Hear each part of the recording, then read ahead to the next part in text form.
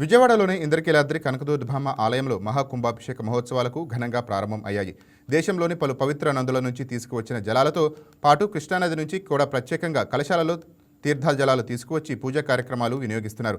మేళతాళాలు, మంగళవాయిద్యాల నడుమ శ్రీ దుర్గామల్లేశ్వర స్వామివారి ఉత్సవమూర్తులను ఘనంగా ఊరేగిస్తూ భక్తి పారవేశంతో కార్యక్రమాలు కొనసాగుతున్నాయి.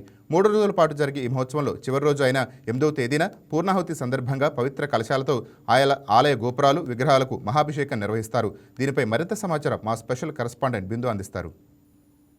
జరుగుతుంది. అయితే 6, 7, 8 తారీఖులకి అయితే అమ్మవారికి మహాకుంభాభిషేకం జరుగుతుంది. ముఖ్యంగా అమ్మవారికి పవిత్ర నదీ జలాలతో అయితే అభిషేకం జరుగుతుంది. పవిత్ర నదీ జలాలు ఇవే ఘాట్ దగ్గరికి వెళ్తాం, దుర్గా ఘాట్ దగ్గరికి వెళ్ళి ఇక్కడి పైకి తీసుకెళ్తాం. ఆదివారం ఇప్పుడు అమ్మవారి ప్రదక్షిణ చేసుకుని అయ్యవారి ప్రదక్షిణ చేసుకుని అక్కడ పూజ మొదలుపెట్టి ఆదివారం నాడు ఇది జలాభిషేకం.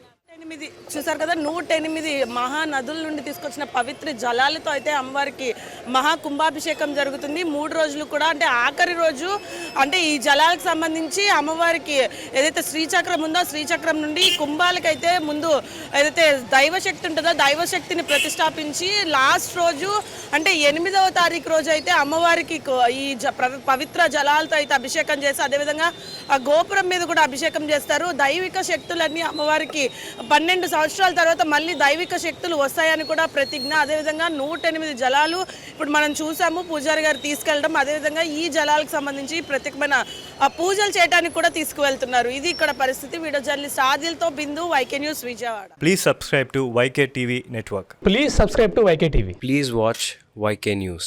Don't forget to subscribe YK News channel.